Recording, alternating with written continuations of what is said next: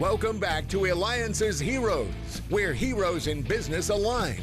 To be part of our super community and find out more about Eliances, visit www.Eliances.com. Well, can you believe what an amazing morning it's been? I mean, we just had on the CEO of Modera, pioneer of today's billion-dollar collagen market. Later on, you're going to see and hear from the mentalist. Now, this is not just any mentalist. This is a famous mentalist who does it for all the major stars in Hollywood and all over the world. So make sure you continue to stay tuned and keep an eye out, because we're going to be having the CEO of Honor Health Foundation on, because you're listening to me, David Kogan, host of the Eliances Hero Show. Well, let's get started with our next hero, who is incredible. I know her well. She is, are you ready? Lisa Levy with Lcubed Consulting. And she's going to talk about her new book, because you're going to want to make sure you check it out, especially with everything going on, called Future Proofing Cubed. And you could reach her at Lcubedconsulting.com, or of course on our website at Eliances.com, Eliances.com, the only place where entrepreneurs align. Lisa, what does this mean, future proof? Well, David, I want to start and be really honest.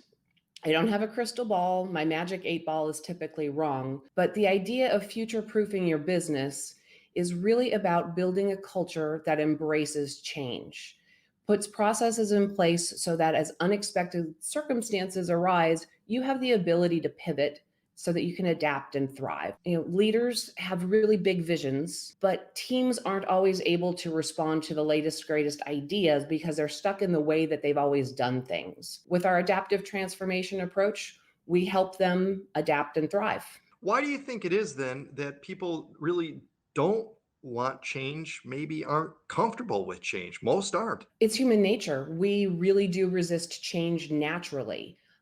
People get into patterns of behavior and routine, and we feel safe and we feel comfortable with that. In business, it manifests with that sense of what is their value to the organization, and if something changes, do they still have a place in it? And you're the owner of Lcubed Consulting. You started Lcubed Consulting. Then what made you go ahead and say, you know what, I want to write this book that people are going to need, they have to have, because especially too, I think the timing's better than anything that could possibly be now. What inspired you though prior to all this going on? Because clearly you didn't just start writing it now and getting it. You knew back then it needed to be done now. The desire to write the book was really simple. My clients have always been very large organizations, and I realized that there are growing and emerging businesses that face challenges with growth and scale. And so if I could take the work that my team has done over the last decade and put it into a book that makes easy sense of complicated ideas, takes the complexity out and makes it consumable so that you go, oh, I get it. I can do this with my team. We can change the way that we work and be more effective and efficient. We're going to do a little snooping. Now for our radio listeners and stuff, you're going to have to catch this video, but Lisa will describe it. But I want to do some snooping because it looks like we're in your home office now, and you've got something really cool behind you. Share what that is. So the picture that we're looking at behind me is our brain, right? People, we have a left side that is our logical processing and our right side, our creativity. And as leaders, we have to be able to really use both of those parts of our brains to be impactful.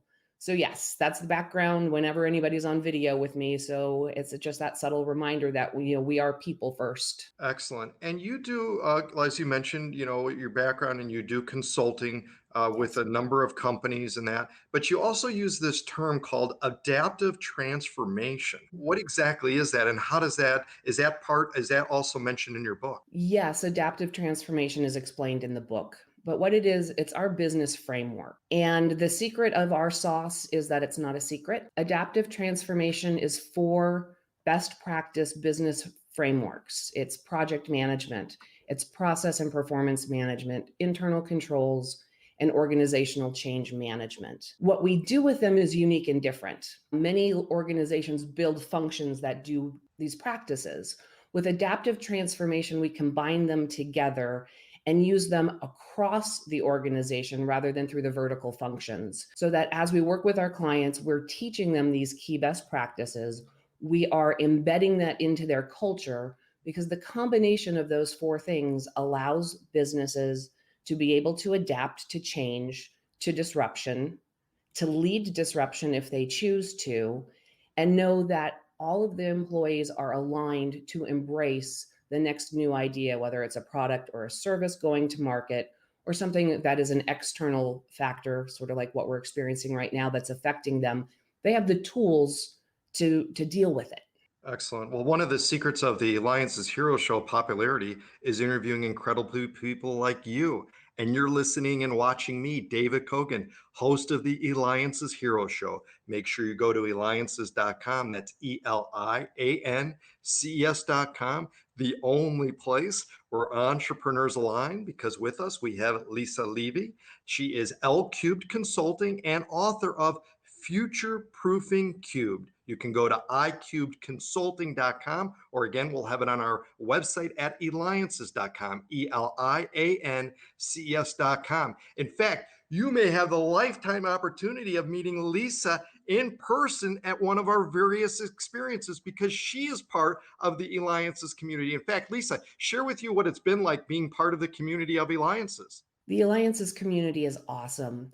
I'm a member of the community and also part of one of the eBrain trusts, and love the experience of being able to have intimate conversations with other leaders in the Phoenix market specifically for me, but to have the wealth of perspective and experience at my disposal to help me with the challenges I face with my business as I'm growing and scaling myself. Now, I've worked for a number of companies and I've worked for large companies. And I know anytime that they're trying to do any kind of change, there's always somebody that says, well, that's the way we've always done it. So why are we doing anything else? How do you break through that? Because I got to imagine it happens pretty much everywhere.